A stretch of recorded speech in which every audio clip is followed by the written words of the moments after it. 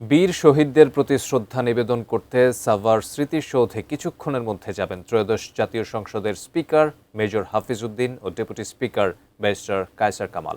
সেখান থেকে বিস্তারিত জানাতে যুক্ত হচ্ছেন আমাদের প্রতিনিধি কামরুজ্জামান। কামরুজ্জামান, স্পিকার এবং ডেপুটি স্পিকারের আগমনকে ঘিরে সেখানে কেমন প্রস্তুতি আপনি দেখতে পাচ্ছেন? আহ ধন্যবাদ তারেক। আমি এই মুহূর্তে রয়েছি একদম যে জাতীয় ঠিক স্মৃতিসৌধের একদম ঠিক বেদির ঠিক মুখোমুখি হয়ে কিন্তু আমি দাঁড়িয়ে আছি।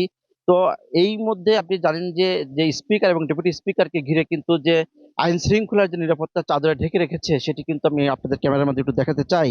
যে একটু পরেই কিন্তু আসবেন যে ভিআইপি যারা আসলে স্পিকার এবং ডেপুটি স্পিকার ঘিরে কিন্তু এই পুরো জাতীয় স্মৃতিসৌধ কিন্তু এখন নিরাপত্তার চাদরে কয়েক স্তরের নিরাপত্তার চাদরে কিন্তু ঢাকা রয়েছে।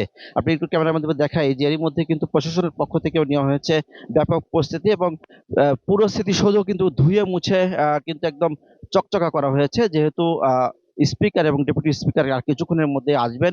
এবং এই শুধু এখানেই নয়, স্মৃতিসৌধকে ঘিরেই নয়, এবং নবীনগর থেকে শুরু করে একদম সাভার আমিনবাজার পর্যন্ত কিন্তু রাস্তার দুই পাশে কিন্তু আসলে আমরা দেখেছি যে প্রশাসনের পক্ষ থেকে কিন্তু নেওয়া হয়েছে নিরাপত্তার যে সেটি কিন্তু আমরা লক্ষ্য করেছি। আরেকটা বিষয় আপনাদেরকে জানিয়ে রাখি যে সকালেই কিন্তু 9:30টায় রওনা করার কথা। তো এই রওনা করে কিন্তু আসতে যতক্ষণও দেরি, এখন পর্যন্ত আমরা জানতে পেরেছি তারা কিন্তু এখন রাস্তায় রয়েছে। তো সবকিছু মিলিয়ে কিন্তু পুরো স্মৃতিসৌধ আপনি দেখতে পাচ্ছেন যে কিন্তু একদম প্রস্তুত রয়েছে তাদেরকে শ্রদ্ধা নিবেদন তারা করতে আসবেন সেই বিষয়ে। কিন্তু আমরা দেখেছি গেটের মধ্যে আমরা দেখেছি যে কয়েক স্তরের এবং সাদা পোশাক কিন্তু গোয়েন্দা আহ আমরা দেখেছি যে গোয়েন্দা নজরদারিতে রেখেছেন।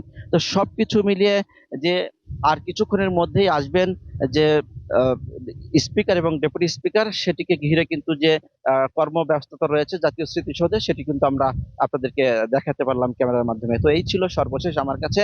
জাতীয় স্মৃতিসৌধ থেকে আমরা ফিরে যাচ্ছি স্টুডিওতে, তারেকের কাছে। তারেক।